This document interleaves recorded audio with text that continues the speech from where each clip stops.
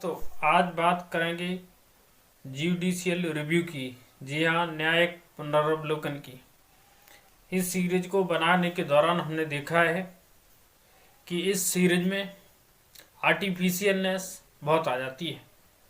अगर हमें ऐसे वीडियो बनाना होता तो हम बनाते रहते या फिर इस काम को टोटली बंद कर देते, क्योंकि हमारा उद्देश्य सिर्फ जानकारी पहुंचाना नहीं है, बल्कि साधारण भाषा में, सिंपल लैंग्वेज में कानून और संविधान की जानकारी आप तक पहुंचाना ही हमारा लक्ष्य है। तो आज हम न्यायिक पुनरावलोकन की बात करेंगे और बहुत ही साधारण भाषा में बात करेंगे, ताकि आपको इस शब्द की, इस पॉलिटिकल टर्मिनोलॉजी की एफिशिएंसी और इसकी प्योरनेस आपको समझ में आ जाए। तो एक एग्जाम्पल से समझते कि दो छात्र हैं जो स्कूल में पढ़ रहे, उनमें से दोनों छात्रों ने पेपर दिए। एक छात्र उसमें से फेल हो गया, दूसरे ने चीटिंग की और वो पास हो गया। जब उसके टीचर ने ये देखा कि दोनों विद्यार्थियों को फेल हो जाना चाहिए था, क्योंकि दोनों ही एवरेज से कम थे, इंटेलिजेंट, और तब ऐसी स्थिति में जब उसकी जांच की गई तो पता चला कि इस स्टूडेंट ने चीटिंग की है, क्योंकि इस विद्यार्थी ने गाइड से चीटिंग की थी और जो गाइड में दूसरे क्वेश्चन का पहले में नंबर लिखा था वो भी लिख दिया कि क्वेश्चन क्रमांक 1 से देखें। इससे उसकी चीटिंग पकड़ गई और उसके टीचर ने उसे फेल कर दिया। वैसे हमारे संविधान निर्माताओं ने हमारे संविधान के अंतर्गत 3 संस्थाएं बनाई। विधायिका, जिसका काम है कानून बनाना; कार्यपालिका, जिसका काम है कानून को लागू करना; न्यायपालिका, जिसका काम है न्याय देना। और साथ ही ये देखना कि विधायिका और कार्यपालिका के द्वारा बनाया गया कोई कानून विधि और संविधान के सम्मत है कि नहीं।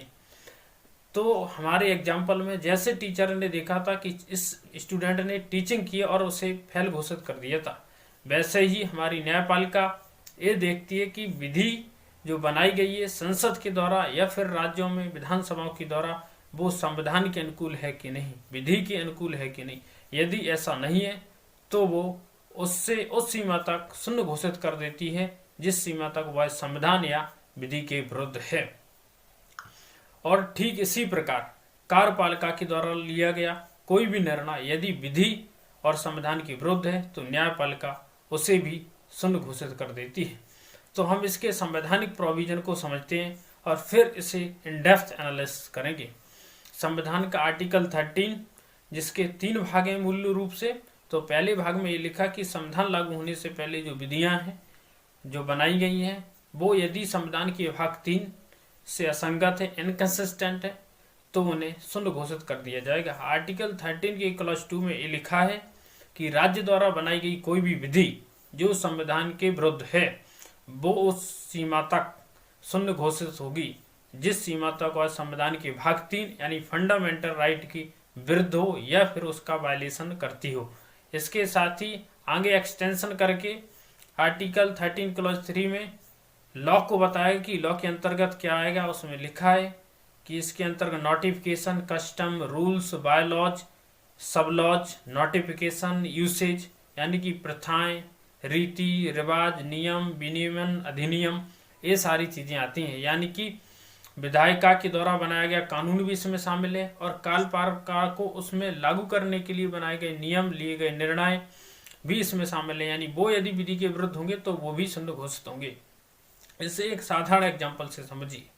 जैसे कि भारत सरकार आधार अधिनियम लेकर आई थी। आप सभी के आधार कार्ड होंगे, अगर नहीं है तो बनवा लीजिए, क्योंकि आधार कार्ड सरकारी योजनाओं में लाभ लेने के लिए बहुत ही जरूरी है। हालांकि सुप्रीम कोर्ट ने इसे मैंडेटरी होने से रोक दिया है, लेकिन जब कार्यपालिका ने आधार अधिनियम बनाया और विधायिका ने इसे पारित किया और बाद में ये सुप्रीम कोर्ट पहुंचा, तो सुप्रीम कोर्ट ने देखा कि कहीं ये निजता का उल्लंघन तो नहीं कर रहा है, क्योंकि आधार अधिनियम में प्राइवेट कंपनियां भी निजी जानकारी को रख सकती थी, मांग सकती थी।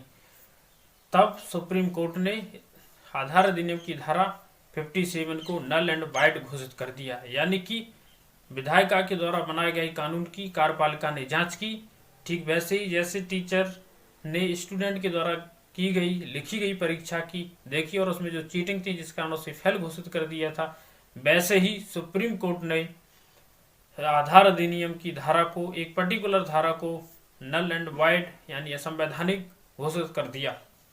ऐसी कार्यपालिका जब कोई निर्णय लेती है और वो निर्णय विधि विरुद्ध हो जाता है तो न्यायपालिका उसे भी शून्य घोषित कर देती है।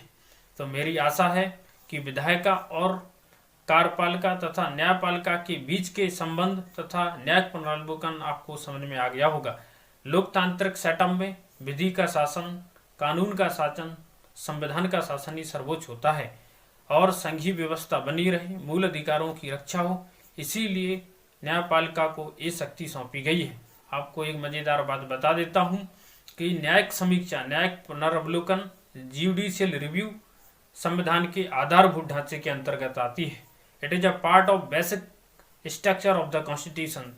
24 अप्रैल 1973 के मामले में यानी केशवानंद भारती बनाम स्टेट ऑफ केरला मामले में सुप्रीम कोर्ट ने बेसिक स्ट्रक्चर का सिद्धांत दिया था।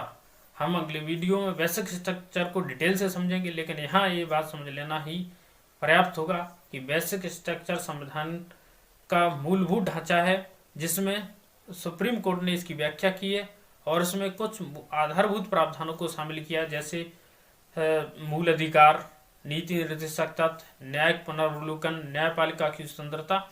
इससे न्यायपालिका व्यक्ति को दिए गए मूल अधिकारों और संविधान में निहित डिवीजन ऑफ पावर और सेपरेशन ऑफ पावर के सिद्धांतों की रक्षा करती है। तो जुडिशियल रिव्यू आपको समझ में आ गया होगा।